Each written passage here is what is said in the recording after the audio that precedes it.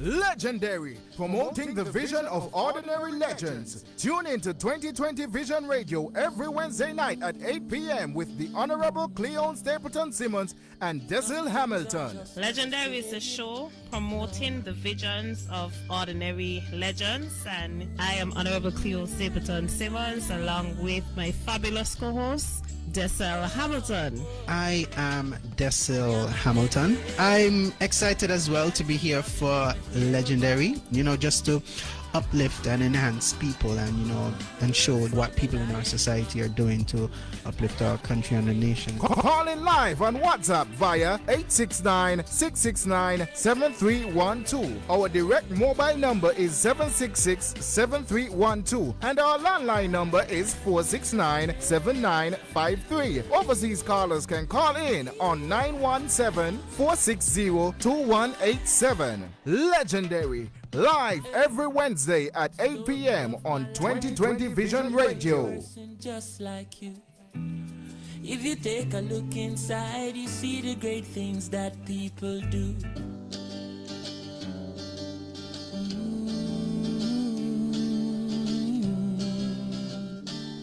Some things are just never said, no.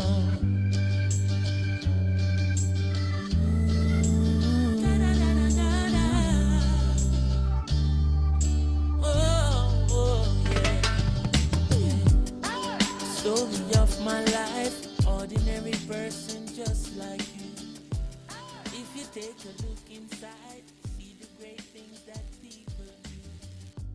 Changing lives day and night, nothing I do ever makes the news. Still I have to do what's right, to the King of all kings, all praise is due. Yesterday I was on a train, a little boy asked me my name. He said, sir, I've seen you before, tell me who are you? Said I am a legend that you never heard of before. I said I am a lion, but you never heard me roar. I am a hero that nobody celebrates. But if one person remembers my name, that means I made a change. I'm the man who cooks the food and feed the street people in the afternoon. I'm the lady with the broom. Okay, and it's March 31st, and it's another edition of Legendary, and welcome to I haven't been here so long, I'm forgetting everything. Welcome to another edition of Legendary. I'm your host, De-Syl Hamilton, and I'm here with a guest host. He's been here for the past 2 weeks, and he's here for another week because Cleon can't be with us this evening, unfortunately, due to a medical incident. But she's fine, and she'll be back with us, and we wish her a speedy recovery. So Shonroy, welcome again to the studio. It is good to have you here. Thank you, and it's been a pleasure to be here again. Getting a knack of this. Yeah. Definitely. We're gonna have to promote you. And tonight in studio we have the one and only Delison X-Man Roper. Yes. Good evening. Yeah, and we're gonna talk to him about his journey and get his legendary inputs on what's in and about and happening around Nevis. So we're gonna jump straight into that because we are a little bit late already. We've been experiencing a few technical difficulties here tonight, so we'd like to can you guys excuse us for that, please? Just want to give a shout out. I don't have the comments up here, but I'm sure Auntie Judy is here already. To Auntie Judy, today is her birthday. She's been celebrating. I was fortunate to go out today because I was in quarantine for the last 2 weeks and actually do a little bit of birthday fun myself. But the highlight of my day today was to see Auntie Judy driving around Nevis, all smiles. It was really amazing. So we're gonna go straight into X-Man's bio, and then we're gonna jump right into the interview. So, Delison X-Man Roper is an Nigerian singer, songwriter, and vocalist with over 30 years' experience.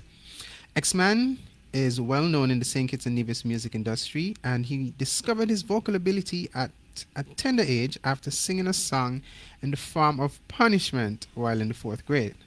After discovering his talent, he continued to develop his vocal ability and eventually auditioned for a role in the Casanova Band in 2002.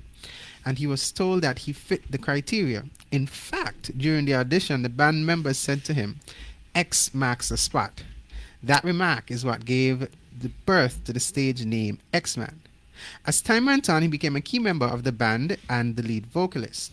His powerful but unique voice also propelled him to the airwaves of St. Kitts and Nevis as a well-known presenter and engineer at Von Radio, where he spent 15 years. It was in 2010 that X-Man received more recognition after penning and recording Food All Over for that year's Culturama celebrations. Food All Over made its way on music charts in and around the Caribbean, including the British Virgin Islands, Dominica, Grenada, Antigua, and even internationally in the UK. X-Man is regarded as an industry leader in publishing music videos for his songs. Two of his most popular videos are Food All Over, of course, and Only One Night. He's also known for being one of the first artists to break away from the bands to create his own brand. 10 to 12 years ago, here in St. Kitts and Nevis, that was unheard of. Over the years, X-Man has been an active participant in the Soca Monarch competitions in St. Kitts and Nevis. He captured the 2015 Culturama Power Soca King title with Cultural Sweetness and the 2019 Culturama Groovy title with No Place I'd Rather Be, which he also has produced a music video. No Place I'd Rather Be, music video, yeah. He also placed first runner-up 5 times throughout his career, 3 times of which he has only missed the crown by 1 point. That's one of them cheap moment. X-Man has performed locally, regionally, and internationally, venturing as far as New York, Miami, and the United Kingdoms. On promotion side of things, he was pivotal in developing the original Juve Long Jam and the Groovy and Sexy Party, which Casanova Band and he currently is a De-Syl brand ambassador. Ladies and gentlemen, welcome X-Man. Yes. Grown and Sexy Delison Party. Grown and Sexy Party. Grown and Sexy Party. Grown and Sexy Party. That's the one that they usually kept at Riviera House, right? Yeah. Yeah. We're longing to keep another party, so we're asking the officials and the authorities, please, let's have a party. Just apply. We have over and over and over again. You're just not meeting the criteria. Okay. We could debate about that. You have to take your vaccines. Oh, well, even that. All right. That's the major criteria now going on. That's another topic altogether. Yes, it is. Get your vaccines. Who knows? You might get a little bit into that. So, Okay, fair enough. X-Man. Yes, sir. Yeah. The first question. What? It's always a question. What inspires you? Well, as you said in my biography, which you read so well, it was a talent that I really didn't know that I had. And after I found out that I had it, I started to nurture it from that young age. And at this point, it's almost innate. It has to come out. It's like an eruption, a lava flow. It's one of those things that you could always tell when Culturama is near. I started to think of different topics, different songs, and so on. So at this point, what keeps me going? The love of it. The love of creating, the love of writing, the love of producing, the love of singing. So I want you to tell us a bit more about that story. Yes. That punishment. That punishment. Okay, all right. Where you got that musical spark. Yes. Well, it's one of those things that I'm not too proud of, but back in primary school, I was misbehaving, being a little boy, of course. You know what I mean? Talking in class while we were learning a song. So we were learning a song in about grade 4 to present it for a concert. My friend is a teacher at school, so we did learning the song, and then I be talking in the back of the class, and then the teacher said, "Delison, but get up and sing the song by yourself." And my partner's laughing after me in the corner, you know what I mean? But end up did the song, and then it was deathly quiet. It was just quiet. And then the teacher mouth dropped open. I remember that distinctly. And then the class clapped. So I said, "You guys making mockery of me, man. Y'all teasing me or something." And then the teachers, the number of teachers, they decided to talk. "But you can sing." And I said, okay, I didn't know I could sing. I just did the song, you know. And then after that, instead of the class singing the song, all of a sudden, I was the person singing the song. And then after that also, I realized then I started to do almost every school show there were schools in concert back then, and I did almost everyone on all those shows until I left primary school, even up to high school. Doing CSS always had a Queen show, and I'll always Miss CSS, and I'll always do a rendition on that show also, and then I ventured into singing for Queen shows and talented youth and so on. And then it became like almost a part of me. Like I almost knew the call would come. Okay, the show is here, so I'm awaiting the call to sing, to do that maybe rendition or serenading the girls or something of the song. Oh, so do you remember this song that your punishment? My song? punishment, I just called this day I Love You, Stevie Wonder. Okay, yeah. No New Year's Day, I love you. Y'all had a Valentine's Day concert? I have no idea what it was. I don't know what it was. And then the next song I remember doing was Heal the World by Michael Jackson. Wow, that's so nice. So therefore that, you know that one moment when you didn't intentionally show yourself, but you show yourself. That wasn't the intent. That's the thing. That was not the intent. For you're just singing, like just going by singing or whatever. And here, this is what you call this discovery, one of these great discoveries, and I'm glad that you nurtured it, because at that age, well, today you find that young boys who are coming up and you put them to sing or even put them to sing Heal the World. Oh, not my teacher. Everybody laugh after me. I sing them things that, or when they reach a certain age, they're ridiculed because they have a talent, and so I'm glad that you harnessed yours and was able to do more. Well, believe it or not, I had that exact struggle. Once you stand out in any way, shape, and form in Nevis, you'll be teased automatically. And I don't want to say it, but there's no other way to say it. Persons who may look at it as something negative, that they cast aspersions, and it's basically jealousy. You have a little talent, and you could step up on stage, and people say, "Wow, you did such a great job." Someone else might say, "Oh, blah blah blah, this and that," and it bogged me down as a young fella. I stopped singing for a long time, actually. So there was a point in time, I was about 15, I just stopped. Wanted to be with the cool kids, man. Wanted to be with the cool dudes. Of course. So you stop singing, not knowing that you're hurting yourself, because you stop your talent just to fit in, and you realize you didn't fit in there. Yes. So you just had to continue doing the music. And believe it or not, you and I share somewhat of a similar story. Yes.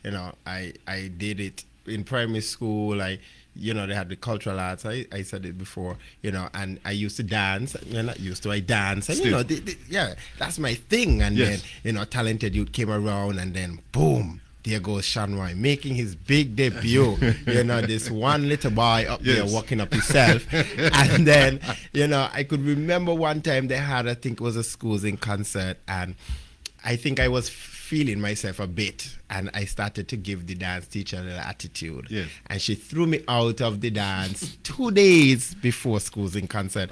And I remember she came to practice, and I was outside by the window. And then the principal, they were doing costumes, and the principal asked, "Well, why you not looking for a costume?" And I said, "Because she threw me out the dance, And she said, "No, you're gonna do it. You're gonna go. I don't care. I'm gonna make sure you do it." And I did. Yes. And ever since that, I did everything, Palm Awards and so forth. Yes. And ironically, when I started to teach, there are 2 co-workers I have today who said they never liked me. Oh, Lord. Ever. Oh, boy. One teacher said, everywhere she go, she just used to see Shonroy. And then another was like, "I just not been like you, because you used to like to be in things." So these are the things that would, help, deter. Those are the things that really affect deter young people from doing things. And it's sad, but I would tell anyone listening who has talent, and do not be afraid. it builds so much. When people say they dislike you, and then you just ask them, it's the question I ask, okay, why? So when I shooting, kicking, I just find a little fun. I will ask, okay, you don't like me, okay, why? And then they start scratching their head. God, there's no real reason why. It's just that because you have a little talent and you're able to perform, and some persons like it, but it's a part of it also. Like, think about it, De-Syl. You might have the biggest song in the world today, and you, as a listener, might just say, I don't like this song. It's nothing against the artist, it's nothing against the composer or the singer. It's just you don't feel it. It doesn't connect. It doesn't connect with you. So you have to accept that as an artist. Some person will just not get it. Some person will just not like it. While some persons will absolutely love it. Yes. Well, in terms of the community, though, what kind of persons did you see in the community while you were growing up that you think were good, positive influences on you, that you can say, because of this person, I continued singing, or maybe I stayed on the right track. Could you identify one or two of those persons? Well, to be honest with you, I Caribbean Roots, the members of Caribbean Roots back in the day. Rest in peace to the bass man for Caribbean Roots. Postman was the guitarist. Rest in peace to the Adolph. Yes, Adolph was one of those guys. That's a unique character. He had a joke. UT, come sing the song, the UT. Come, man, don't be afraid. UT is all right. Everything will be all right. And he was one of the fellas that I was about, me really want to sing this year, because at this point I was in high school, like wanting to play cricket and football. I mean, I was pretty okay at those things. I wasn't exceptional. I was okay, and I was okay. I was okay. So I wanted to play cricket and I wanted to play football. You know what I mean? But the teachers would grab me, Roper, come. We have the CSS show coming up. We need you to sing a song, and they'd like gather me up from off the field, take me to the band house. I'm upset. But they know where your talent is. I don't want to be here. I don't want to be here. And then Adolph would always say, you have the talent, come and sing. And I listened to him, and I will always try my best, especially for him. Like there was a point when I was singing that I had an amazing vocal range. My voice was not deep at all. I used to sing Whitney Houston. Yeah, I just said you had the Whitney pitch. Mariah Carey and Boyz II Men with ease. Don't ask me to sing those songs today, all right? Puberty jamming. That's not going to happen so easily. But back then, it was pretty easy, like first, second form, and then the voice broke. And he was one of those fellas who said, "Come, continue, man. It's all right. That's fine. That's fine. That's fine." And I have to thank him a lot for that. The keyboardist for Greenhouse, fellas like Jazzy. Yeah. He was also very instrumental. He was a hard task master. You got to get it right. You got to get it right. Sing it again. Yes, you made a mistake in the verse. Come again. You understand? That's why you could tell why he's so successful today with his group and his band. When it comes to performance, I have to mention fellas like King Miko. Anyone who's on Nevis, who goes on stage over the past 30, 40 years, have to give him his due credit. I mean, fellas also like this and that for his tenacity, always being there. We say locally, come hell, come high water, come there. Good times, come bad times, he's there. And there were also a lot of other Calypsonians that I enjoyed throughout the years. Chevy, Bingy, Flamingo. And I'm making a major mistake by calling names, because you're gonna forget a few. But there's also one Calypsonian that I thoroughly enjoyed listening to back in the day. His name was Reflector, and he had one of the best voices I've heard. You guys might not know him because you guys are pretty young. I just gone. But he was a dude that his voice was, if I use an adjective, beautiful. And he had a wonderful singing voice, because a lot of people look at Calypso and they look at Calypso as this music that shouldn't sound good. You shouldn't listen to it and enjoy it. It's true. But because a lot of the singers can't sing. If you really look at it, locally, a lot of people really technical. Right. But the message is good and so on. The music is great and so on. Don't. I'm not knocking anyone. Social commentary. Right. But this guy, in my opinion, back in the early 90s, late 80s, had a wonderful voice. And those for that's in Nevis. when it came to what I used to do, fellas like Gallic, of course. Gallic was always a superstar. Always. Still is. Michael Jackson, Onion, you know what I mean? Those covers back in the day, and spinning on stage, backflips, everything you could think of. That has always been him. So the Gallic. Who else I can say musically that were inspiration to me? I always loved band music. So going back in time locally, I would say Rabba.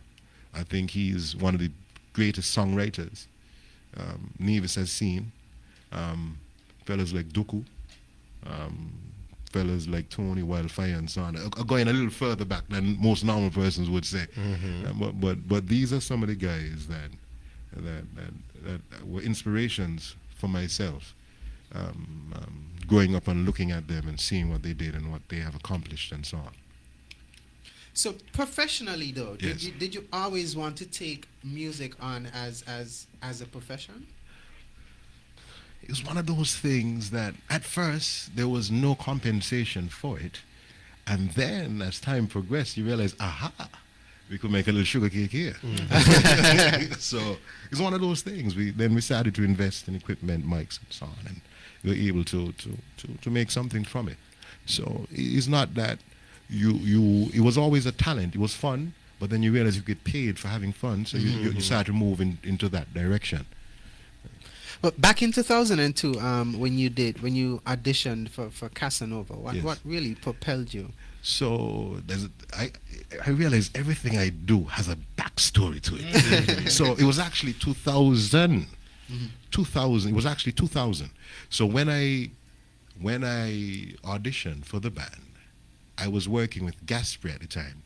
It was myself and Gallic. I was fixing a water pump for a washing machine, I remember. I was in the washing machine and there was a song playing on radio, which I don't remember. But I remember I was fixing the water pump. So the water float pump for the washing machine. I'm a technician too. Okay. So Gallic was actually working with me at Gaspre at the time. And I was there singing my song. He said, but you could sing. I said, yeah, I used to do it back in the day. Okay. I'm doing my little thing there, fixing doing my school. Yeah, he could. Well, come, because he's in the group and he wants me to come through and sing. Test. He sings with the group and he would like someone else to be with him, sing with him, and he thinks that I can fit the bill. So I went to the band house and sang a few songs, and they liked what they hear, and that's all she wrote from then until now. That was late. That was after Culturama. In 2000, 2001 is the first time I recorded something. And in 2002, that's the first time I wrote my own song and created and so on. Okay. And we heard the famous food all over. Yes, Well, could you give us the inspiration for that song, because that song is a classic. It's a classic. It's a Nivision anthem, I think. Like Nevis Nice. Yeah, that's a Nivision I think it's an anthem. It was inspired by the beautiful ladies. Walk downtown and you see the lovely ladies of Nevis, but it was actually inspired by a gentleman giving a lady some talk, some lyrics, as we would say locally. Miss, you got it in front, you got it in the back, you got it on top, you got it below, you got food all over, man, you got it everywhere, and you got brains, you know what I mean? So, and I laugh, you know what I mean, because they're telling and the woman ain't taking him on, you know. So the woman ain't taking him on, and he's talking, man, you're voluptuous, and you're this, and you're that, and it made me smile. And I said, I'm going to write something with the same line. And that's how the song came about. Okay. Yeah, and it's as Shonroy said, it's been an anthem. You hear that every day. You hear that everywhere, and you don't even have to know the whole song, but you know. But you just wait for that one part.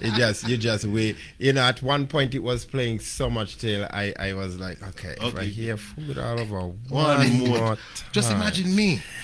I am going to think, but it's one one of Nevis's classics. Yes. I must say that has gone down in history, and I don't know if it just is the lyrics of it or the melody and so forth. But how do you go about? Okay, you got the inspiration, you write the lyrics. How do you go about doing rhythm, melody, all these things? It all depends. Like every song is its own creation. And I like when I'm writing, not to have the same thing twice. I try not to have that. Like there are artists that have a similar trend in their songs. Like I'll give like a Lucky Dube, for example. When you could hear one Lucky Dube song, you could almost sounds like the next one. It's a little different, the melodies, but the instrumentation is almost the same. Steel Pulse is the same thing, but I want it to be different. So every song I go at, I would like it to be vastly different from the next.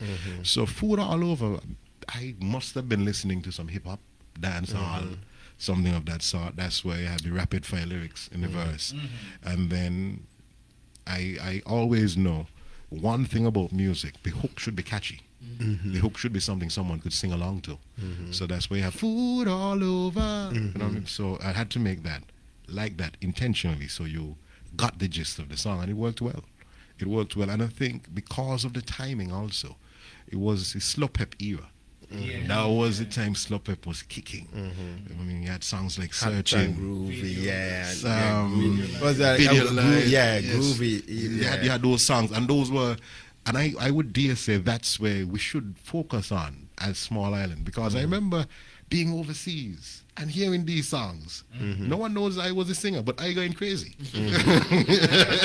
Because I'm in Boston, I'm in Atlanta, I'm in Miami, and I'm hearing tung, tung, tung, tung, tung, tung, tung, Searching. And then I hear it, you know what, no one style. We say, wow. Then you hear Food All Over. And you see, and I felt proud, because those are our songs from my little country. But those songs were played many, many times. Like, I remember being in New York almost at every party, and these were like Jamaican heavy dancehall parties, and I would hear Searching, and it amazed me. That's like an anthem. For one is a regional anthem, international, because I would hear it almost every Jamaican party I go to in New York, and I said, wow. No one would believe how massive that song was. And it's just one of those things. Music is something beautiful. It lives on, because sadly Ultra is no longer with us, but their music is still around. Searching was done by who? Ultrasonic,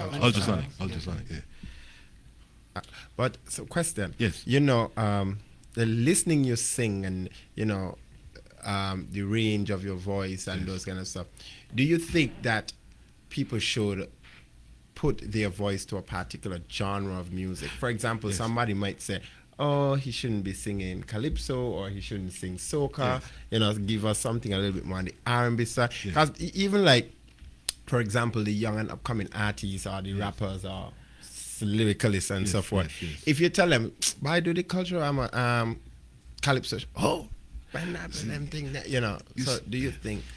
Okay. When I listen to that question, it so many memories come to me. When I first started out, that is exactly what I wanted to do. Like, do more R&B, do more reggae, do more soul. But back then in Nevis, there was not a big market for it. Fellas like Masood Siddiqui and Zemenfa Skiddas and so on were the forerunners in St. Kitts and Nevis. And I could tell you something, they get a lot of knockabout. As we used to locally. Nobody was taking them on. So it was a far easier lane to do calypso, soca, jam band music. Now the barriers have been broken. When I listen to a lot of these younger artists, they sound great. Yes, they're doing wonderful work. But the barriers seemingly still in Nevis. I'm hoping for the day that we have a Dijon, a Nevision Dijon, for example, just to give reference, just to give a reference. And I know he's or she's out there, because there are a lot of talented persons. But to the question you asked specifically, I don't like to be boxed in. You can't tell me that I'm supposed to be singing R&B alone. You can't tell me I'm supposed to just sing soca alone. I think the person who could do this and that and every other thing, those to me are the great artists. Like when I look at fellas like Mention, I think Mention is one of the greatest artists St. Kitts and Nevis has ever produced. I agree. Because of the what he can do is a whole plethora of almost anything. We know him as a bandman, but he can sing a reggae song. He can sing a love song if he desired. He could sing almost anything. You know what I mean? That was another inspiration too. So it's a good thing you asked that question. But what about what in term when we're speaking about that? What about branding? Branding, yes. Branding as well, because when an artist goes out, let's say you're known as a pop star, Yes. and you decide that you're going to experiment in rock, Yes, yeah. or calypso or whatever. I mean, I'm not saying you shouldn't. It can But work. how easy is it to transition and still get your fans to come with you from here to there and understand this is a new feel, Yes, and yes. a new thing. I It's- know even here too people have problems with even transitioning from maybe soca to calypso, or even calypso to soca. How do we bridge that? Forgive me. You asked a very delicate question about branding and so on. It's very difficult because if you place yourself in a specific market, it's very difficult to then move away from that market and to being something else. Like, and then the typical Nivision question, what here trader? Exactly. Yeah. So it's one of those things. But if you're good enough, you should be able to transition from one side to the next. Like for example, if I am singing soca, for example, like Nivision soca, and I decide I want to sing calypso, most Nivisions say, "Well, you don't just continue to sing soca." They don't even listen to the song. They wouldn't even listen to the song. They just automatically sing. But it's just one of those things. But I think once you're good enough, you should be able to transition from one thing to the next. And you mentioned it Yes. as well, kind of in your bio, when you said at a point in time you basically branched off from just being on the band scene, Yes. to also being a solo artist. Yes. And that was new chartered territory at that time. Yes, but basically, sometimes persons who hire you don't have the money to hire the full band. So they'll have just enough to hire yourself. So I said, let's roll. And no one else around here used to do it at that time. So it was like, it's my song. It's my music. I know how my song is to be played. But I could tell you one thing, singing off of tracks is far more difficult than singing with a band, a live band. It's far more difficult. A band can follow you, the music.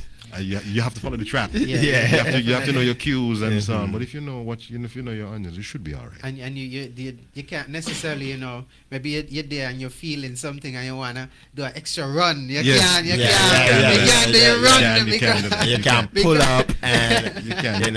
it is difficult. It's limiting. It's Yes. limiting. But when you said that though, one thing that kind of jumped out to me was maybe was it like a band loyalty thing? I mean, you spoke about expense, and I can totally understand that from the promoter side, or even the host, whoever is trying to get you or the song or the performance and everything. Yes. But well, this will probably be from your personal experience, but I don't know if it's an industry thing.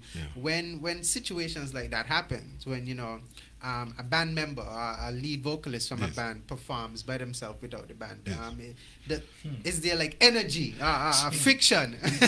well, to be honest with you, I kind of abated that friction by using a very simple strategy. I use my performances as marketing tools.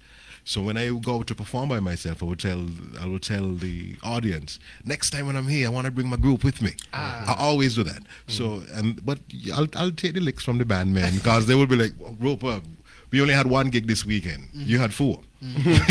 so that's kind of off. But right now, if you look at how music is structured, that is how it is.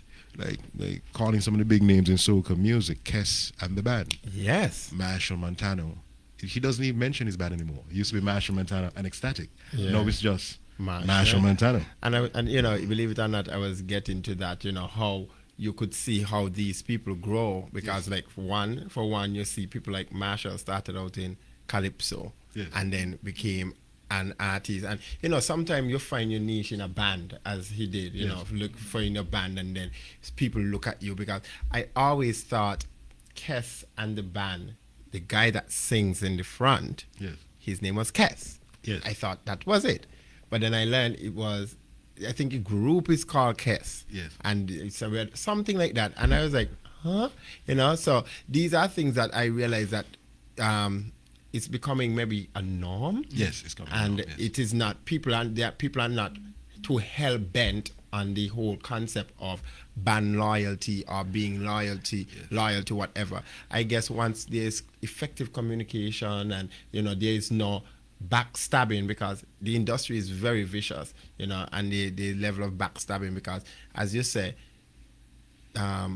Nick might be having his 30th birthday and boom, he can't hire Kes and the band, but he could hire Kes. The singer, or Yes. he can't hire Casanova, but he could hire X-Man. So Yes. So when it comes to band loyalty now, that's always a massive topic. I've been asked this question so many times. Why are you still with that group? Why is it? It's just one of those things. You feel comfortable where you are. Joining another group, totally different dynamics. Yeah, you understand. You De-Syl, my friend here. Okay, he likes this or he likes that, or his weakness is this or his strength is this. For you to join another complete group, you now have to relearn and the family structure, and then there's always an issue. But because I'm with this group for such a long time, I know what the issues are, and I know how to handle them. I know okay, this person has an issue with this, and say, okay, what's going on? What's up? What we need to talk about now? Let them vent, and that's fine, and we keep it moving. But that's why I think most persons just need to be loyal to whatever they're doing, and over time, it will come. This is a joke I always tell persons.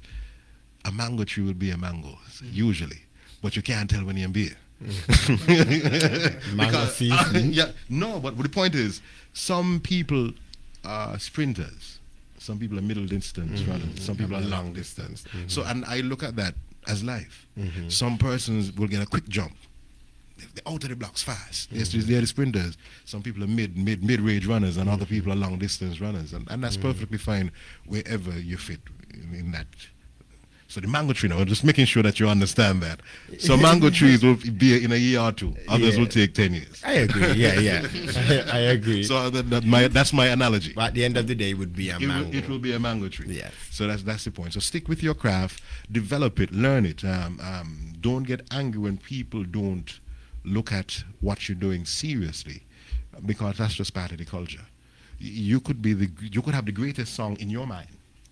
In your mind, this song is a hit. It's a beautiful song, but if it doesn't connect with persons, no, it's just the way it is. I mean that's it. People have hits and miss. People have top 10 albums, and they have platinum hits and this and that, but there's still albums that you really hear anything about. Songs who sing that? Oh, they sing that. They put you and then sometimes I didn't even know. And then you listen to the song and say, oh, these are great songs, but they just maybe at the time. One thing I think I suffered from personally is Nevis is a strange place, if I can say that.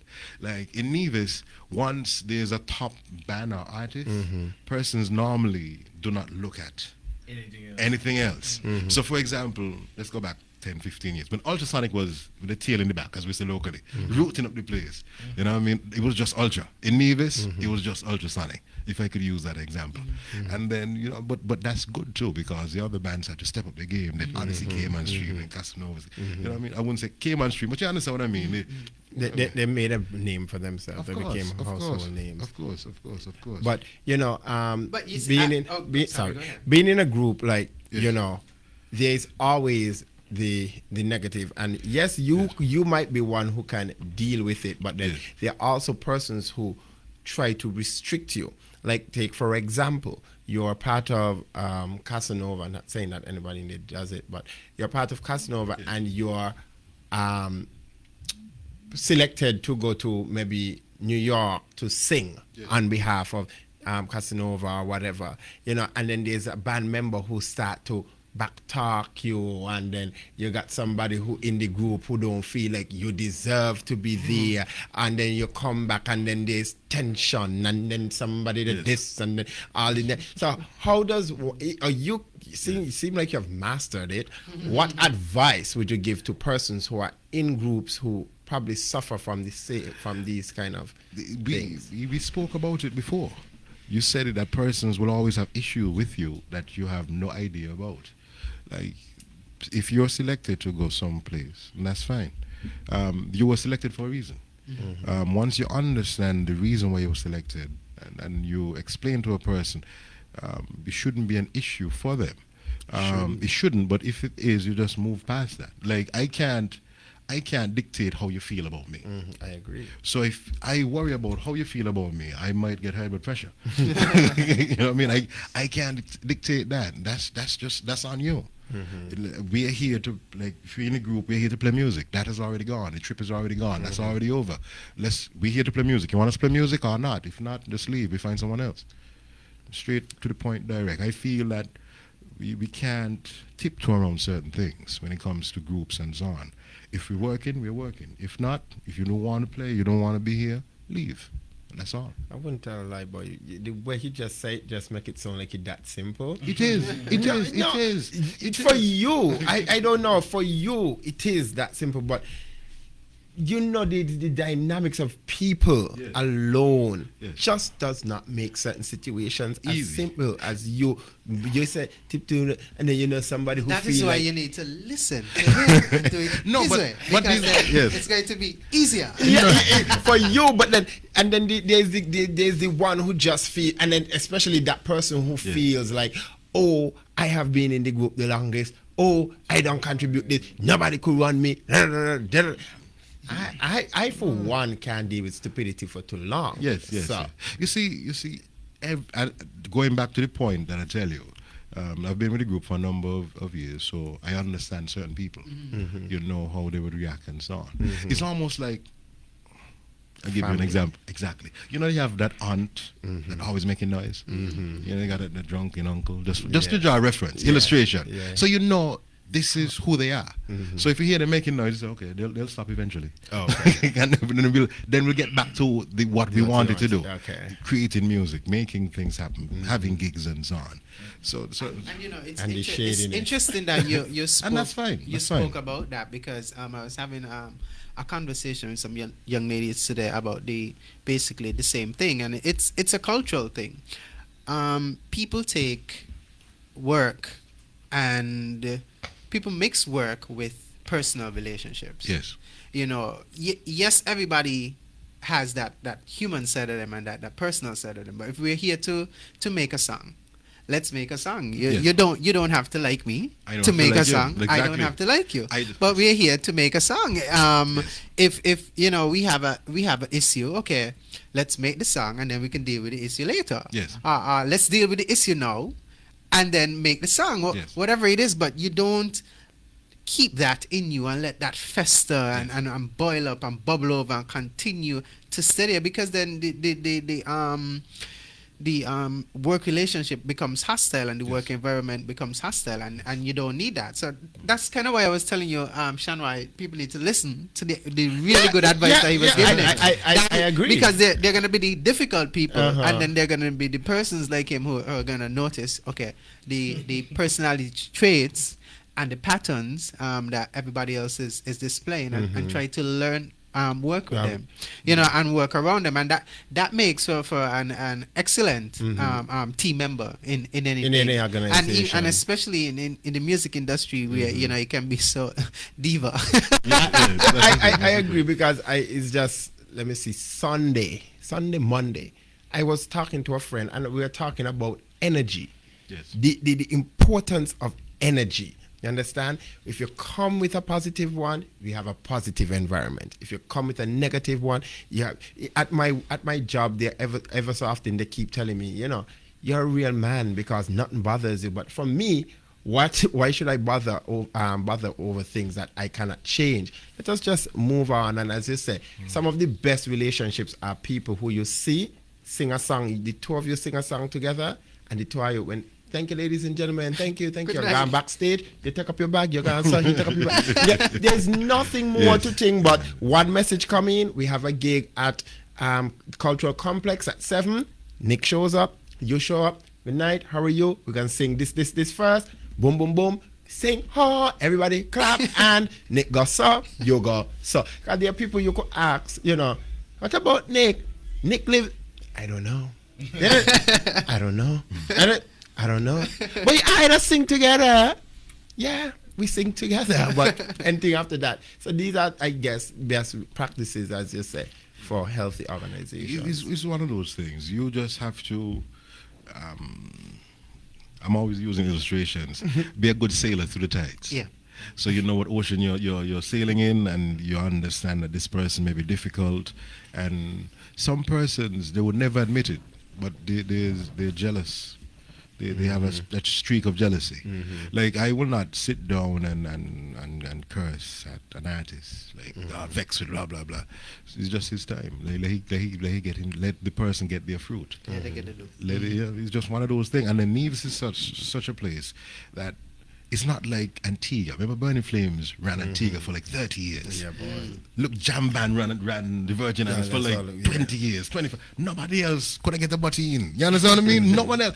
When you look at the number of road match titles and so on, but Neves is a place almost every year someone else gets a chance. Someone else get a chance to show their talents and showcase their talents. That's changing a little bit now these days, but I talked about before. That's a good thing. That's changing a little now, but that's just the way it is. That's just the way it is. Now that we are on that, let's roll into the Culturama yes. experience, because you've been doing this for quite some time. You have a number of titles, and you even spoke about those 1 point misses. So I want to know. Yes. I want to know. You know, how does it feel to miss it by 1 point? Hardest lose. 3 years in a row. Hardest lose. Oh gosh. Hardest lose. How you even sing the year after that? But to be honest with you, you understand. Like, there's a lot. The hardest lose you could take her when you lose by 1 point. What happened is this? You understand the politics. Once you understand the politics of an event, it took me a long time to get to this level of maturity also. Once you understand the politics of Culturama and so on, you don't get too excited. And once you understand how things are tallied also, you don't get, okay, Shonroy's face alone. You don't get too excited. Shonroy don't like to lose. I understand. Talented teen. No.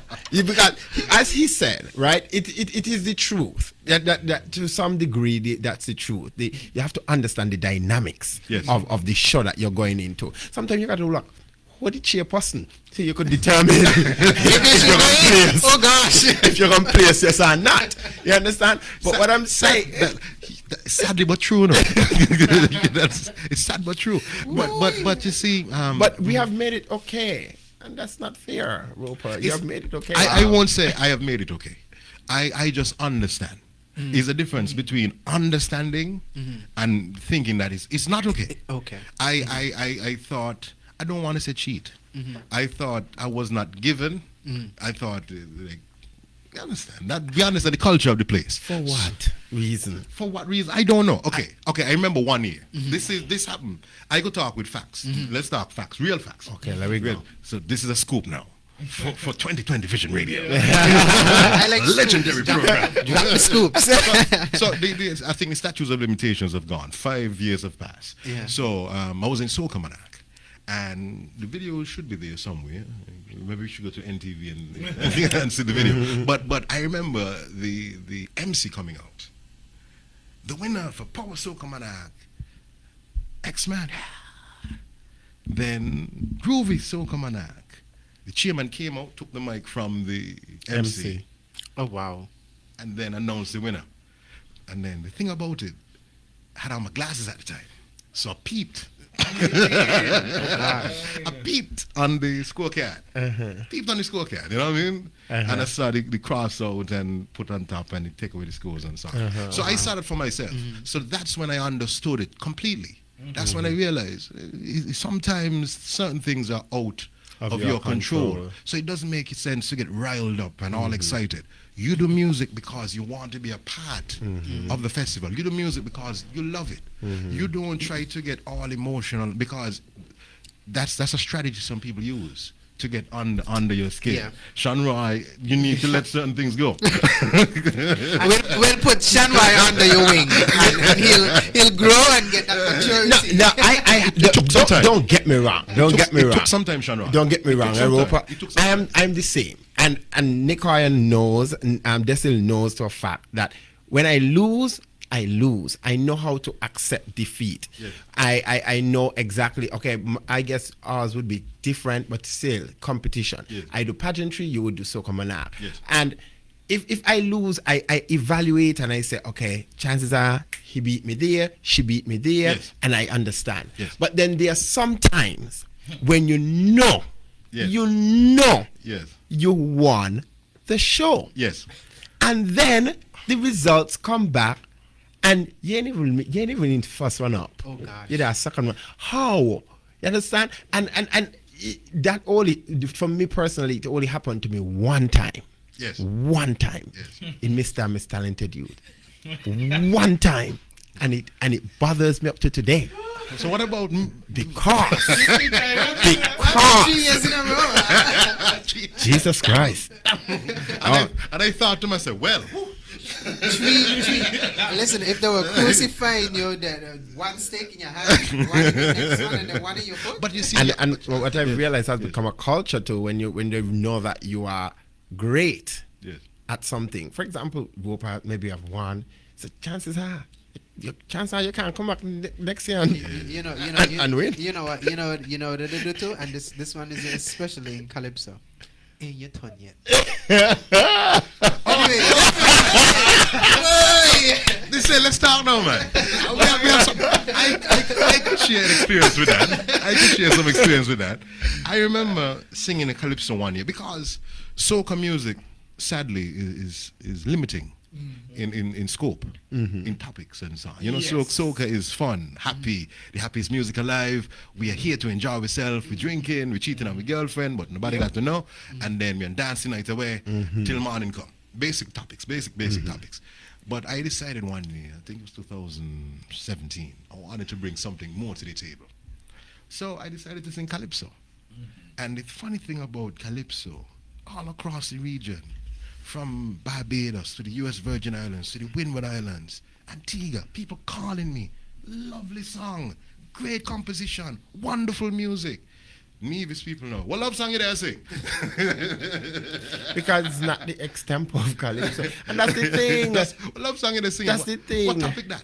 Yeah, because I took a universal topic. I decided as a novice that I will not sing a topic based on politics. Yeah. I will not sing a topic that cannot pass The borders of borders, Tanzania. yes. yeah, the peer. Yeah, I made an effort to write something that anyone, anywhere in the world, could listen to the song and relate to the song. It was a calculated move. But I made finals, and the culture again. I remember that same finals night, and I smiled to myself, and I remember smiling to myself. I want to know how difficult it is to count points. Somebody please help me. Explain that to me. We were there waiting for at least an hour and a half, about 2 hours for the results. And then I smiled to myself again. I said, something is up on them. And then when the person who won the show won, they won by over 100 and some points. Ooh. And I said to myself, oh my gosh. It's them 10 they were using 100 and pencil. some points. And I said to myself, and all this time we got a little computer to punch, you know. So I said, you know. Welcome to Nevis. And you see, my friend here, ready to burn down the whole building. but we understand. You see, I don't want to find fault because I want people to understand that this is what happens. But I am still here. And you still and I still participate because I know that it's bigger than just a competition or just a night. And I'm not the only one with these horror stories. I'm not the only one. I mean, I got too much. Thank God, I don't have much. You know what I mean? It's just one of those things. It's one of those things. And then you realize that it's selection and who people want or who people choose to be. The problem is we need to judge based on criteria and not on our emotions. Too much times I've seen people judging, and again, from pageantry perspective, the dress should have been blue instead of pink. If it was me, I would have put on darling, it's not you. Judge the thing. If it fit, it fit. It's the same thing with Calypso. Yeah. I've heard commentators be like, oh, I don't think Whooper should have sang a fourth verse or the fourth. Yes. No, that ain't for you to say. You have a criteria. Meaning like, but still, judges would have probably looking at the same thing. So it is not your take to say what you would have done. Because if I had gone to you, you would not have been behind the table. You understand what I mean? Because it would have been conflict of interest. So my thing is, we need to practice to leave our emotions at the gate. Yes. Yeah. And judge what was asked. If you are judging melody, whatever, do that. Don't say what you would have done. But you see, some persons, it's easy for you because of your experience. But for some persons, it's very difficult. A lot of the times we have situations where group think. Mm-hmm. So persons will literally sit in a room and decide, okay, so tonight the so-called monarch is De-Syl. X-Man is going to come first one up and X-Man is going to come second one up. And I would just work out the points to make sure it fit. Yeah, understand? Basically, that's what allegedly happens. yes. And you don't have a lie on this show, but we ain't want to last it. That's what happens allegedly. All right, from what I gather, that's what happens allegedly. And those are the shows you realize never got a point, sir. Never got points. You only hear second one up goes to, but you can't hear point system behind there. It sounds like you're trying to say that my win in when it was, I think, St. Kitts for Mr. GQ was illegitimate. Well, I don't remember it. I don't know. That's on them. But what I mean, I remember asking afterwards. I was like, "Hey, I ain't said a point, but I don't remember. But you have to. We have a call. I call you on the air. Very good night to you, sir. Good night. How are you doing? I'm fine. I was trying to familiarize myself with a scripture that says, "Heal not temptation." But I failed because I just could not resist. I really could not resist. Thanks for calling, man. Good night, Mr. Roper. Good night, sir. How you doing? I'm well. I'm better now, actually. Great to hear, man. Great to hear.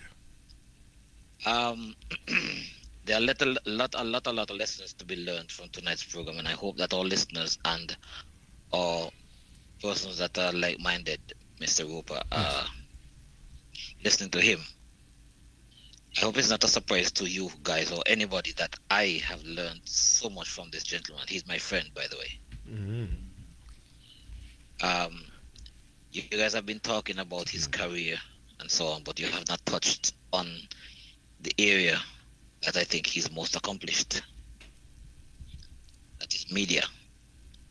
I hope all of us listen to the way he uses his mic. Yes. I hope all of us listen to the way he commands the English language. I hope all of us listen to his ability to be so cool. I don't know if he's ever been in for Mr. Cool. I don't know if Mr. Cool is anywhere.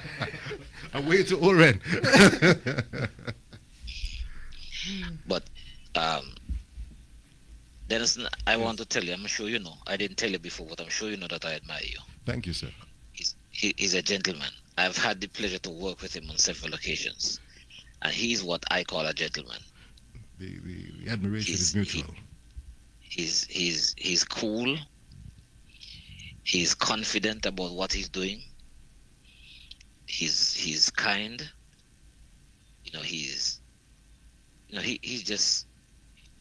just right for so many things. My biggest surprise of him is when I saw him playing on the street with his children, playing cricket. I never thought that.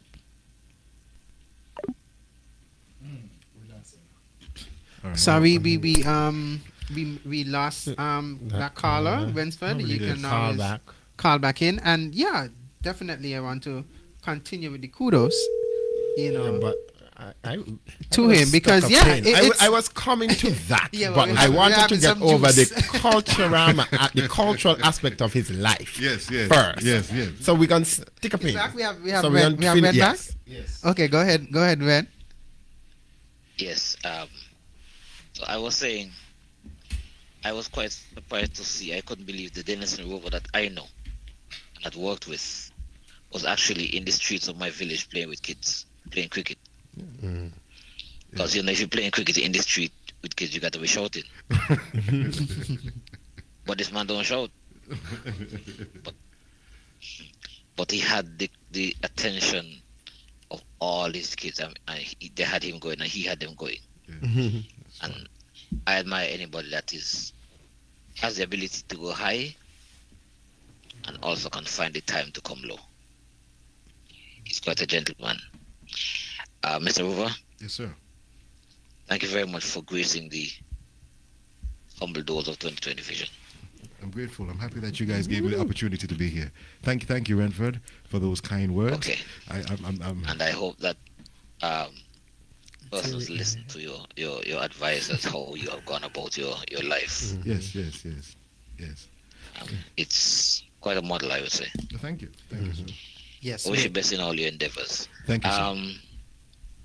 I had another surprise because I know he can speak well, but I didn't know he could sing. But when he sang, I thought he was born to sing, not to talk. Yes. But anyways, we're not in the same fields in terms of singing, but he's a guy that anyone should model and admire. Want to wish him well. De-Syl, wish you guys well. Great program as usual. All right, thanks a lot, Ren. Thanks, Carla, for calling in. I just want to give a couple of shout outs on the live. We have Cleon tuning in on the live. We have Ivor Henry. We have Auntie Judy there, of course. I mean, she's actually tuning in while she's at dinner. That's a lie. That's a lie, one indeed. So thank you, Auntie Judy. I hope you're enjoying your birthday dinner. Yes, Cleon, we gave her a big birthday shout out at the beginning of the show. I'm seeing some new faces. Marisha, I'm seeing Rhonda, Lionel. I think I saw Ashburn earlier, Jeanette Tyson, Bonnie Jeffords. Guys, thanks for tuning in and staying with us. So yes, back to our keeping them accountable part of Culturama with the judging. Yes. You see, it's going to be very difficult because once person's in a room and they think they're doing the right thing, it's very difficult for us, the participants, to change their way of thinking. So you might have a great performance. You might put on a greater show. The crowd is raving of what you have done. But if the decision is made, the decision is made. So I would tell younger artists, don't get too excited when it comes to judging. Yeah, it's going to be hard. It's going to be difficult. You put in your time. You put in your effort. You know you did well. But do it for the love. And everything else will follow. The love and everything from money to the being known to the hit songs to the everything else would follow once you do something for the love and once you're consistent. That is the mistake many persons have made. The in and out. You can't be in and out. I think you're over there trying to show what I mean, because I just me calypso. I never pass back. Believe it or not. Pass back. They still believe it or not. I am the same thing. I need to get back. I have a few songs actually. I need to get into it. The thing for me was time. Yes. Honestly, time when it came to that, because I had an excellent experience, and just like you, for me, it's about the love. It was never even. It was about making a statement with the music and the songs. The two songs that I did, who can guard the guard. That was about just keeping people accountable. And the other one was Para Done Me, which was kind of talking about mental health. And these are things that you don't hear in Calypso all the time. You just hear this and that gonna come with the politics. You're gonna come with the politics. And you're not gonna be either first one up or king. Okay, hello. So I didn't wanna, be in that mold. I made it all the way to the finals, but I didn't wanna drop into the regular programming. So, but I mean, I wouldn't say I'm discouraged, but I think the lesson for you is that, do it for the right reasons. Don't just do it for the crown and the recognition and that. Do it for the love of it. Because even those guys, they win and they lose and they stay because of the love of it. But because you have the love, right? Because there is a love. Here we go. You come back, yes.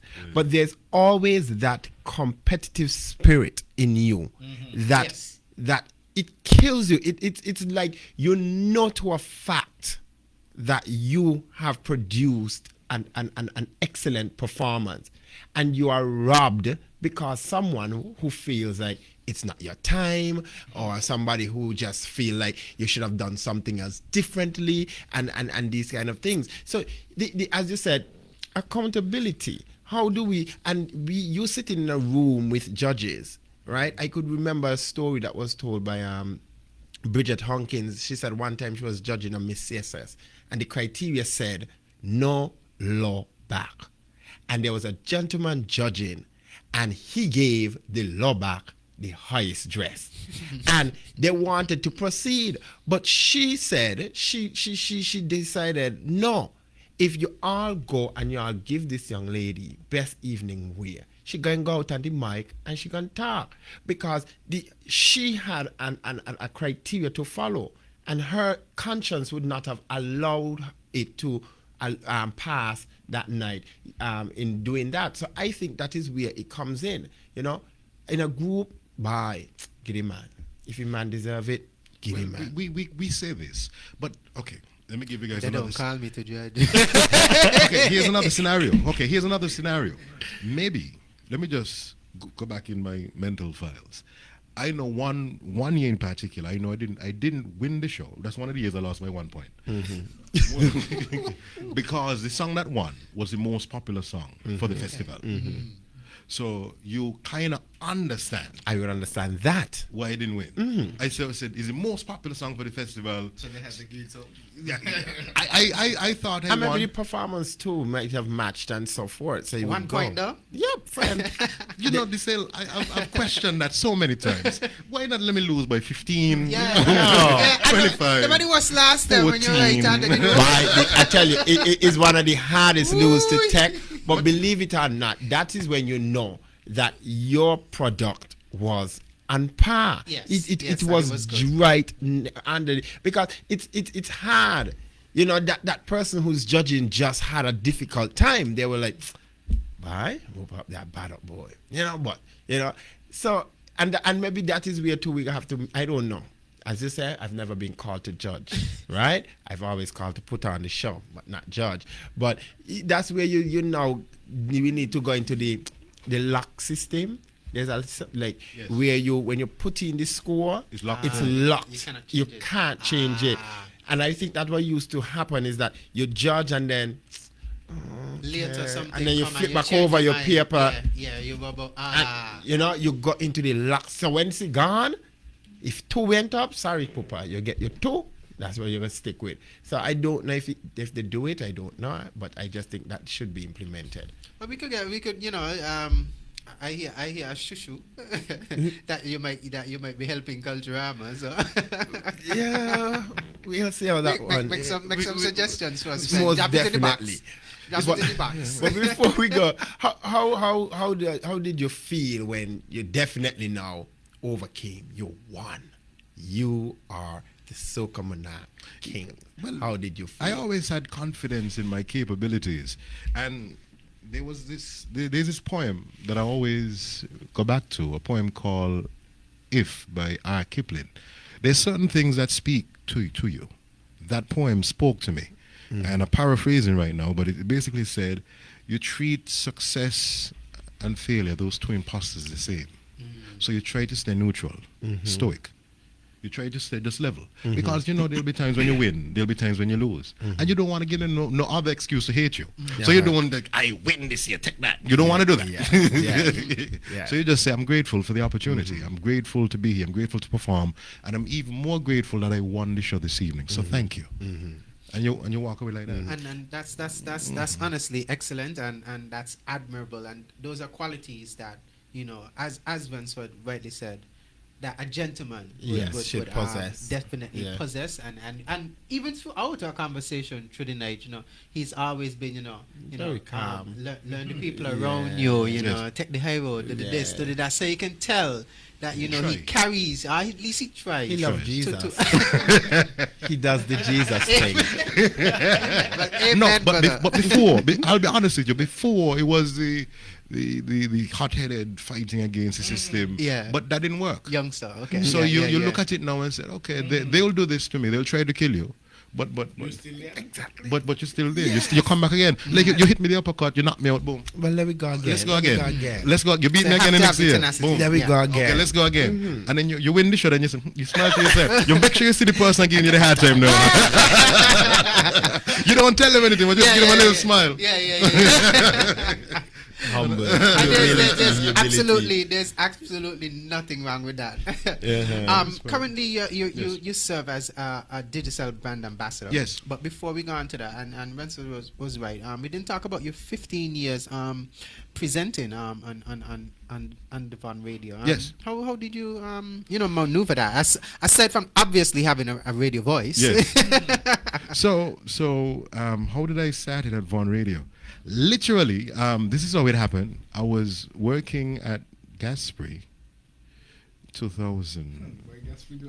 I think I was working at Gaspre. Yeah, well, yes. That was a major part of my life back in early 2000s. Working at Gaspre, we had a situation. We parted ways, myself and the owner of the company. And then, to be honest, Karen Claxton said, you need to work on radio. Social Security. Lady works at Social Security. You need to work on radio. Never thought about it, but she said you need to work on radio. So after having the issue at the business, I then went on to the radio station and did an interview, and I started to work the following day. The following day I worked there, so it was a great thing. It was a good experience, and I worked there for a number of years. What could you tell us what programs and stuff did you do on there? I didn't own any one program per se that I will do, but I did everything.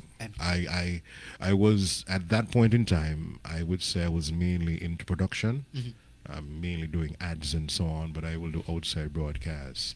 When needs be, I'll do news, sports, whatever you need me to do. I'm the dude to be running wires if needs be. I'm helping in the transmitter room, whatever needs to be, cleaning toilets, whatever you need me to do.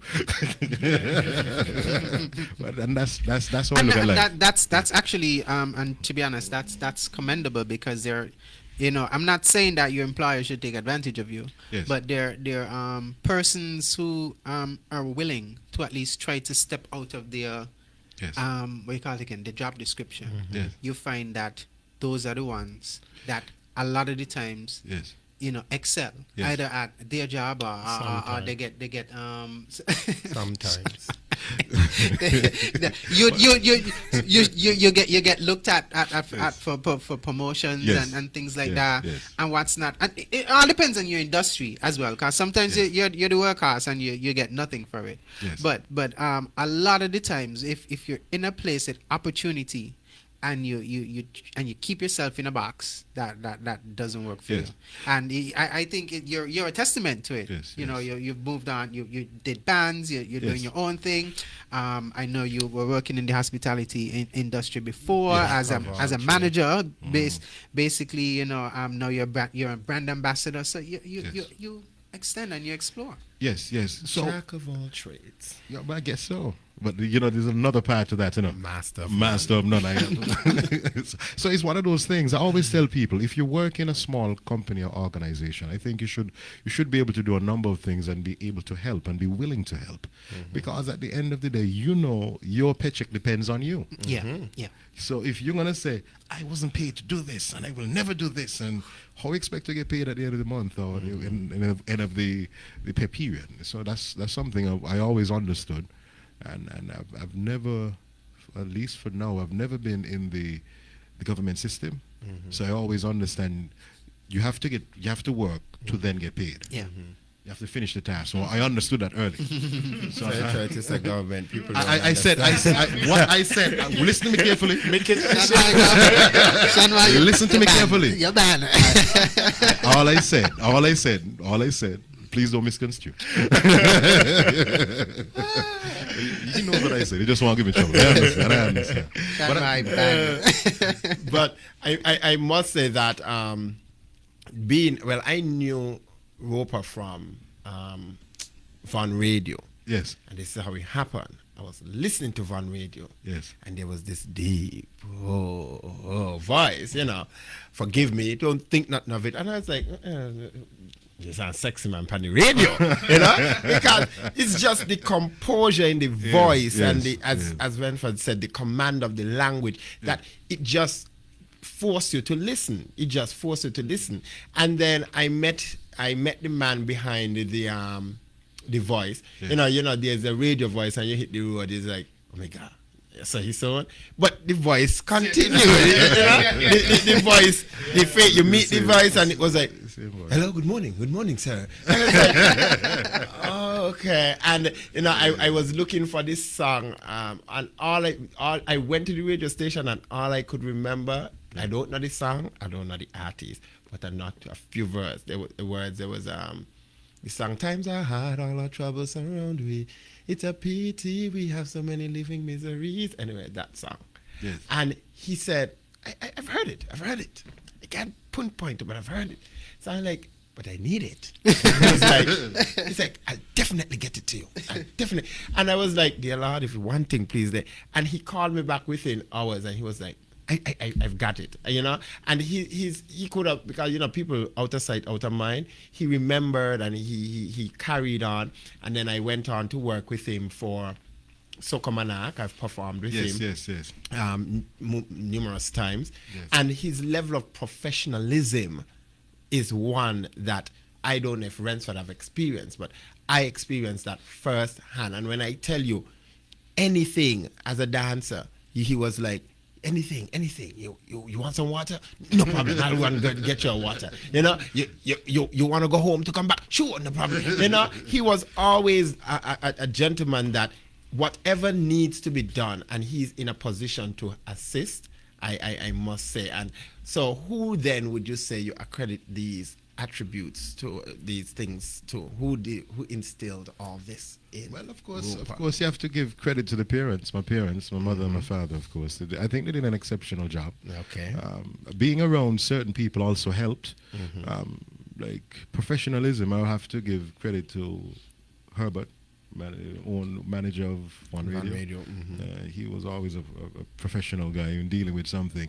Plus, if you want something to be done well, you have to make people feel comfortable. Yeah. So I know these persons, like most of my dancers came from St. Kitts. And that's another story altogether. That's another story. Yes. But most of my dancers came from St. Kitts. And if you're coming from St. Kitts, you might be tired, because a lot of the time the show will be held on a Thursday night. You're just coming from work, you're a little frustrated. You got to make sure that they're comfortable, they're all right. Yeah. So you always try to make them feel comfortable. You go a little extra mile for them. Put a smile on their face. Yes.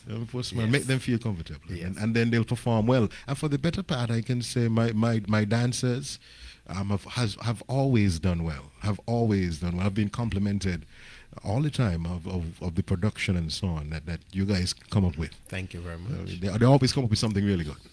Yeah, those guys they do some really excellent pieces. Yes. I must say. So kudos to the dancers. Yeah? Yes. And because he would come and he would say, "Oh, I made it to the finals. This is the song. So, what's the concept? Oh, there isn't really no none. Whatever you come up with, I'll just go with the flow. Yeah, we'll just go. And you're like, Whooper, really? And believe that as a Calypso show in 2 days. So which means, but that means he has confidence in your abilities.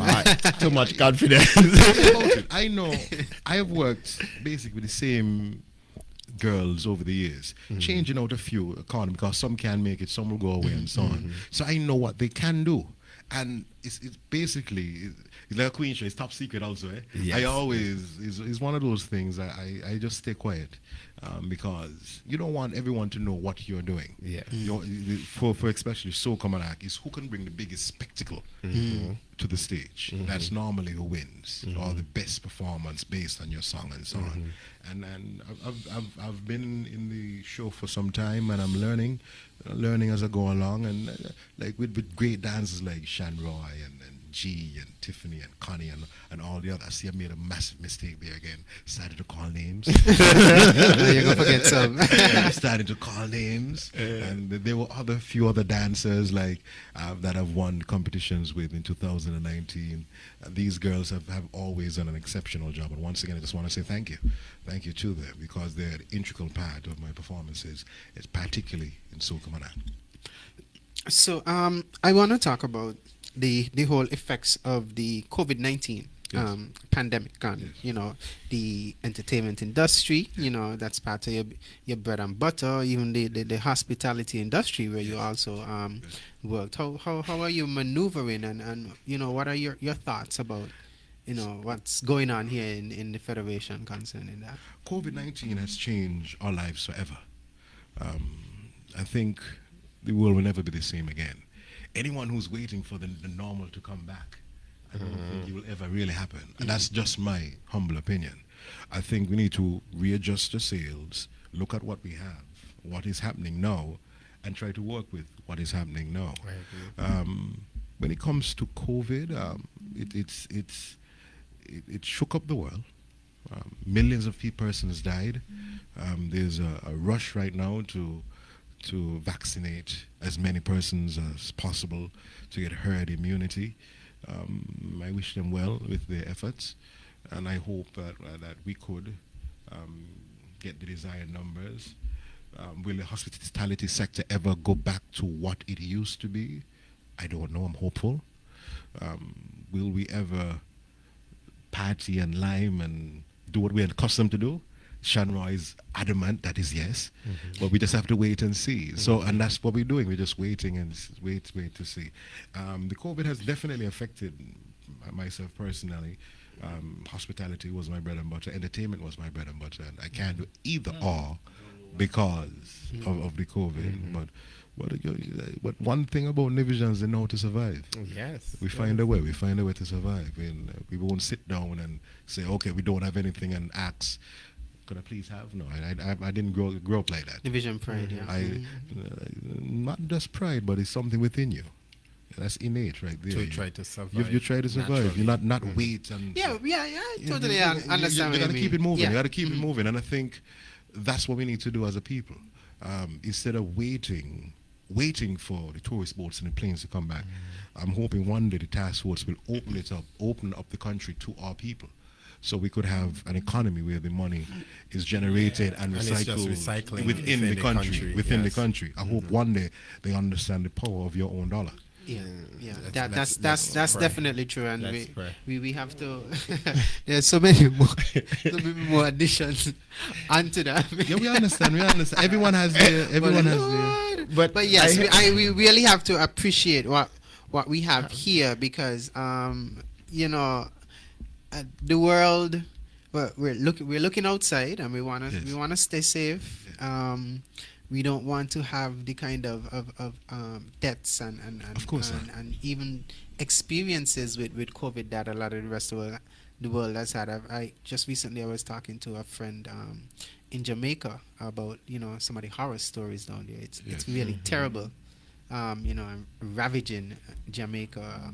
Police, don't know what to do. The leaders almost they look like they care, and we are a small island here, and we haven't been touched like that. And even in the US and other places, persons have had COVID-19, and even though you recover, you have all these side effects.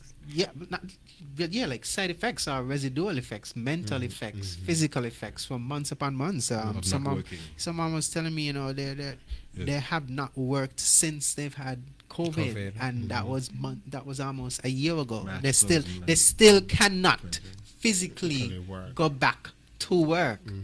So these are some of the realities that we haven't experienced, and we're grateful for that, but we can't stay in our bubble forever. The thing about it, the world is such a big place, and I don't think we can go back in time. Back in the 1960s or 70s and 80s, where travel was something that almost never used to happen. It was there. Traveling was a luxury. It was but travel is an integral part of everyday life. People's natural. Whether it's for work, play, school, play, every single thing, and our economy, we import a lot. I don't think people notice. So a lot of our dollars are sent out because we're importing things, we're exporting our dollars. So we have to really be cognizant of that. We can't survive in the bubble forever. So let's do our part to make sure that we support each other while we're here. I heard the X-Men say, forgive me, but he was like, I hope they get their numbers. So my question is, are you going to roll up your sleeve, or have you rolled up your sleeve? And what do you, maybe don't have to be as political or whatever, but what are your views on the whole vaccine process as to rebuild our economy? So the vaccine, it's a hot topic right now. Yeah, I have to admit, but I have not at this present moment, but I will in time. I have to admit, I will in time. What I was looking at, I was hoping and wanting to see when all the tests are finished, and then I'll make the decision. In my opinion, on not only what vaccine to take, but which one. I was actually looking at a number of them, and I was actually formatting ideas in my mind how I can get whichever vaccine I determine to take. Yeah, you have to. You're gonna have to take a plane if you don't want to. No, I was looking at different ways. I don't think it's impossible to get them here. It's just like any medication. You could go to a drugstore. You ask them. You like to have, for example. Also, somebody have flighting for you. Yeah, you could do something in like a, that. In a deep freezer. I didn't know that. It all depends. I think I look at it. That's how I look at it. In a deep freezer. But that's just one. There are many different. From the last time I count the number, it was almost. You have about 6, 7, 8 thereabout, and they were on their way to being fully tested. So I'm gonna wait until they're fully tested. All 6. Well, I'm gonna wait until I'm waiting because I want to do my proper research. Also, you know what I mean? I know I might sound ignorant. No, but because it's based on the information that you have. Have, because it's the same thing I keep telling people is that we are in a society, and this is what I've realized about we Nivisions and Kittitians, is that we live and we thrive on the mouth and the conversations of politicians, and based on what they feed us, and then we don't do anything beyond what they tell us. Yes. And it is important that we research our information to make a conscious effort to ensure that what you are doing or whatever you choose to do is not something that is forced. What I like is that a couple people normally say it's not something forced upon you. You're not forced, but you're encouraged to take the vaccine. And yet when you are being encouraged, you go and you do your research as educated people to do the right thing, what are the side effects and so forth. So as you say, wait, because I said the same thing. My birthday is coming up, and I decided, okay, let me wait a while, and anything after that, maybe I could take me out. But actually, it's funny. I didn't want to be taken out before, and I've done my research, and I've listened to every discussion that is out there on the topic, pertaining to that. So it's funny. Because I spent my birthday in quarantine. Imagine that. and that was because there was a situation that happened at my workplace, and some folks got overly excited and booked their quarantine hotel, and they came and they had fun while I was there working, so they isolated the staff and different patrons and stuff who were there. And the interesting thing about it is that I think that same week I was planning to go and get the vaccine, because I'm like, you know what, I also said, I'm not going to be the first, because there are people like, yeah, boy, hit me it right now, blah, blah, blah. I always maintain that I would not be the first, but catch me in the second wave. Yes. And I believe that second wave of information came from me. So Yes. I did go. I did get it very recently. I think it was the Monday or the Tuesday. Yeah, before but right before that, they tell me I got to step and it was an okay experience. I said, just in case, I sent my sister and my brother and my mom, because we have like a little family chat, and I was like, well, guys, if anything happened to me, you write your eulogy. I love you. And my sister, oh, you're so nice today. It's because to take the vaccine. I'm like, oh, please. And then I think the night I had some chills. It was I experienced some chills, but that's a normal reaction, because and it shows that your immune system is working, because that's what it does. You're supposed to, whenever your body is creating antibodies, or when it's reacting to a threat or a virus or whatever, that's when you get the fever and the different signs and symptoms. So I had that, and then a little soreness at the site, I think the night, and by the next morning I was good, and I'm still here.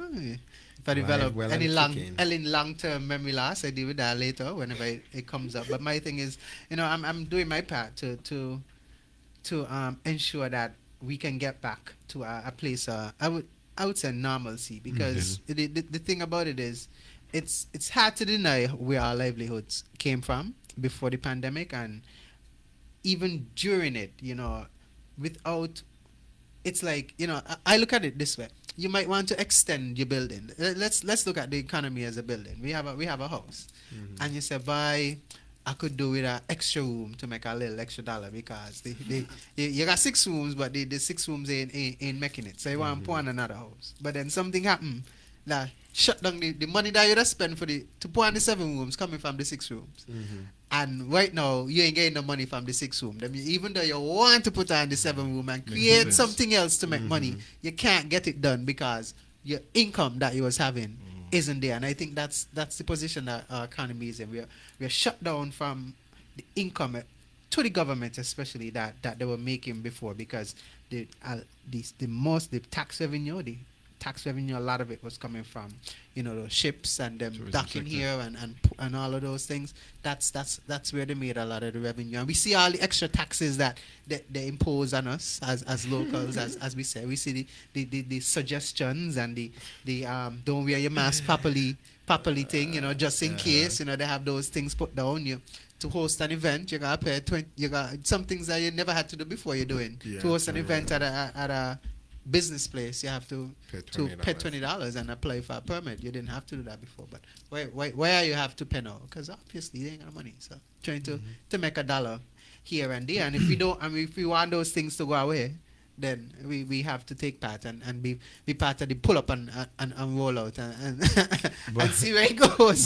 But as you said, well, you said it affected your livelihood, and what I have realized with the premier, follow him on social, and he has highlighted a series of small businesses, of things that I didn't even know that we do roofing here in Nevis. And this is something that I've seen a shift in, where where was tourism, we could have boasted about the cruise ships and Montpellier winning this and that. We're now zooming in on these small enterprises that are here. So then, what encouragement then would you give to persons who feel like there's a need to give up. No, there's no such thing. Because for you, because life continues, and what I know is that you're gonna survive because your personality allows you to survive. Your state of mind, Delison Roper's state of mind allows you. But what happened to that person who's not mentally strong to carry on? What advice would you give to that person? Give them a piece of Roper. I'll tell you, if you're not mentally strong, your belly would guide you. Because if you're hungry and you're not going to involve yourself in any illegal activity, you'll find some work to do. Yeah.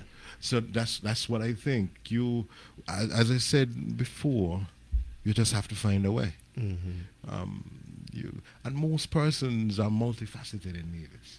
Like, how many things you can do? Like, you're a teacher, you're a dancer, and those are just two things. You're a writer. And these are just things I could just say what you could do off the top of my head. You know what I mean? My friend over here is Calypso. He works at in the hospitality sector. Mr. Cool, performer, great personality. So most Nivisions, just tap into yourself. What can I do now? What can I sell to my friends? So if you're a great cook. If you're good at English or maths, help the youths in your village do maths and English. You understand? If you're a great, whatever you are good at, I mean, find a way to use your talents. If you're, like Easter is coming up, if you always were the best, if you always had the best kites in your village, do that. Make a few kites. So there's always, I don't take what you said, give up and say, and wait for someone to give me. I don't know. Maybe I'm different when it comes to that. That's the thing. You're I don't understand how somebody could wait for someone to dictate to them what they can eat. I like lobster, no? So if I wanted to eat lobster tomorrow, I don't want someone to tell me you can't have lobster. You could only have chicken. I got a little problem with that. So that's how I look at life. Okay. You're supposed to be able to dictate your journey, not someone else dictating to you how much you can make, what you can make, why you can make. I got a little problem with that. But that's just me. I think even though times are bad, times are hard, find a way. An excuse can help you pay a bill. I agree. Like everyone could make an excuse. But everyone has 24 hours a day. Find something. Whatever it is. You might not be making the 10,000 a month that you normally make. Maybe you're making a 500, but it's yours. Better than nothing at all. Half a loaf is better than none. True. Half a loaf is better than none. So that's how I look at it. And my thing is, like, I think that COVID has taught us the importance of interdependence and unity. Yes. Because we now have to work and depend on each other more than ever. You know, and in that case, in saying that, like, listen, I've never known there were so many cooks in Nevis until COVID. Everybody sell food. Yes. Everybody sell bread. Everybody, you know, and we need you. We need you to survive. I need you. Yes. You need me. Yes. Because right now, the bigger man is out of the picture. Yes. So it's now left for us now to remove the crab in the barrel mentality. Let us not use COVID as an excuse. Yes, it has affected us, but I find a lot of businesses are using, remember COVID, and then yet they are still one of the most thriving businesses. It's like they want to still hit peak where you were. Yes. As you said, they couldn't, and let me not say you could never, but at this point, you cannot be where you were. But if you could help somebody along the way, you know, because some people start to cook and they still got to shut down because the negative backlash and this and that. So all in all, I just think that as you said, 24 hours, don't make 24 excuses, but make 24 opportunities. Yes, find something. You can do something. Babysit. Yeah. Clean expats' home. Start to cut grass. Do what you have to do to survive, and that's what I tell people. No job is too demeaning for me personally. If you pay me, money is money. hey, I'm here. That's how I look at it. That's how I look at it. That's how I look at it. I could be wrong. I just tell them, saying, okay, you just tell me, friends, I sorry, but if you mean that I had to go twilight, something would have had to happen. Friends, somebody had to catch me on a pole. I'm just saying. Hello? And with when I pass, I just see more cars there than anything else. So obviously, them the paycheck that roll up bigger than mine. De-Syl, let's continue the conversation. Support for support.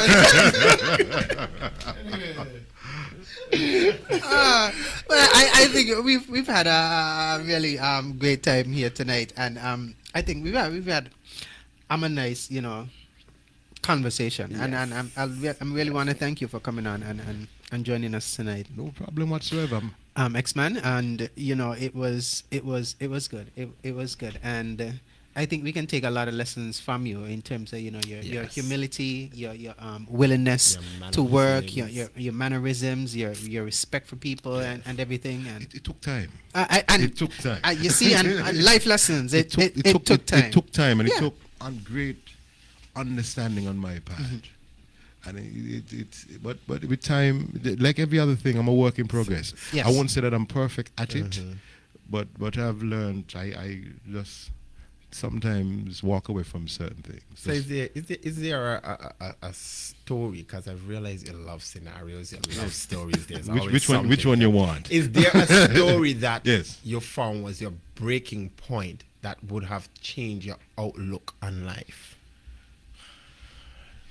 Or a situation. There were many. Well, I could tell you, since we're talking about my performing and so on, I remember there was a situation 2015.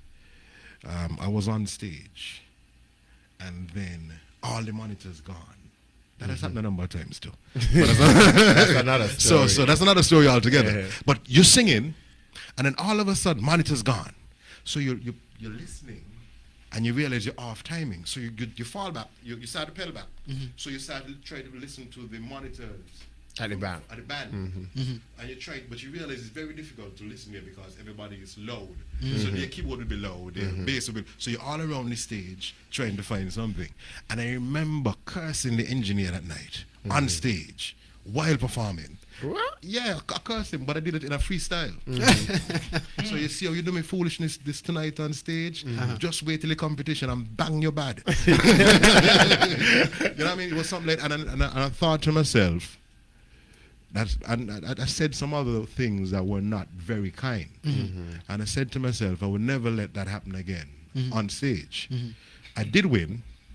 I did win. But I said to myself, I would never allow anyone else to get me so upset on stage ever again. So I tried my best, utmost best, to have more of a stoic approach to that type of thing. And I think sometimes it's not what breaks you, but sometimes you could learn lessons from everyone around you. You know what I mean? You could just look at certain things and you said, you know something? It's not, this doesn't work, it's not worth it. Because tomorrow, we got so many bigger things to deal with than just a simple competition. I agree. You know, we have life. Right now we got COVID. No one is even taking our music like that or anything. Persons right now in the island of the Federation of Singers and Neves are just trying to survive. That's what they're trying to do. Just trying to survive. So that's how I look at life. Like, things happen to you, you could either look at it negatively, or you could say, okay, this is what happened. Okay, and you look at it. You really look at it. You look at it maybe from a business standpoint, strengths, weaknesses, strengths, opportunities. You look at it, you really look at it critically, and then you'll be able to then move accordingly. That's how I look at things. Yeah, and that's some really excellent advice. Well, I would ask you for your final words, but I think you did a really good job. I could keep talking in one day. I know. I could keep talking. We're coming up upon the hour. Okay. Well, But I just want to say thank you, guys. Yeah. Thank you for selecting me to be here this evening. I'm grateful for the opportunity. It's been a long while since I've been on radio, so to hear myself in headphones is refreshing. It's refreshing. So actually, I want to play 2 songs before I leave, though. I'm joking. We have it queued. We have it queued. We have food all over. Yes, we have it queued. We have it queued. No, not just that, but I'm just grateful to be here, grateful to share parts of my story. I can tell you, if I really was to say the full story, we need about 3 days. Yes. Daily breaks, breakfast, lunch, We dinner get your breaks. HBO documentary.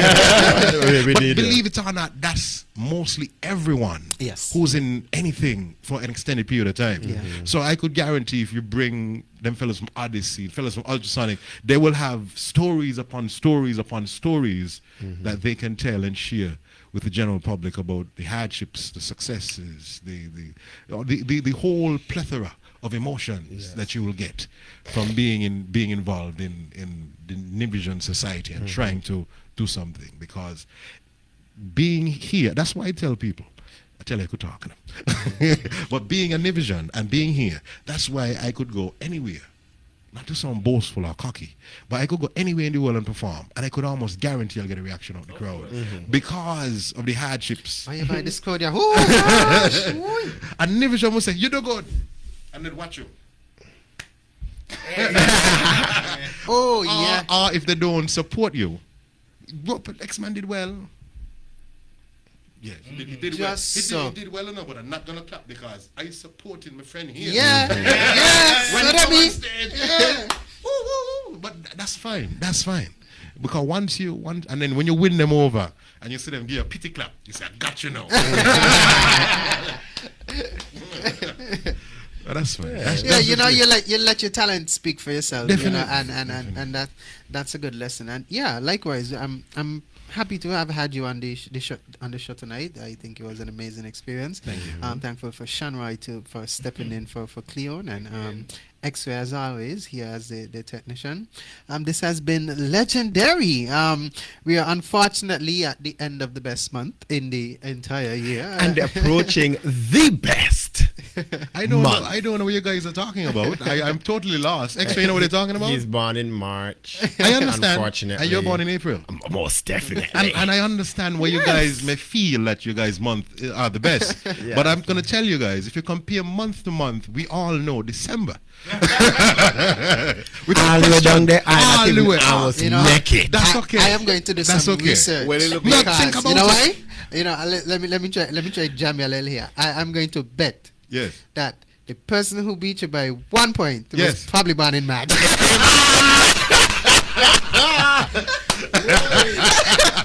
Something tells me I have insider information. Something tells me I have insider information. Good one, Colin. Good one. But you see, an April person wouldn't remind you of that. That's okay. A March person would. But you see, I've let it go. I've let it go. All right, December. I've let it go. I've let it go. I've let it go. Then to the end of the year, so you can let go. Okay. Yes. Thanks for joining us, guys, in the audience. We've had an amazing time here tonight. And with that, we are signing out. You got food, right? There we go.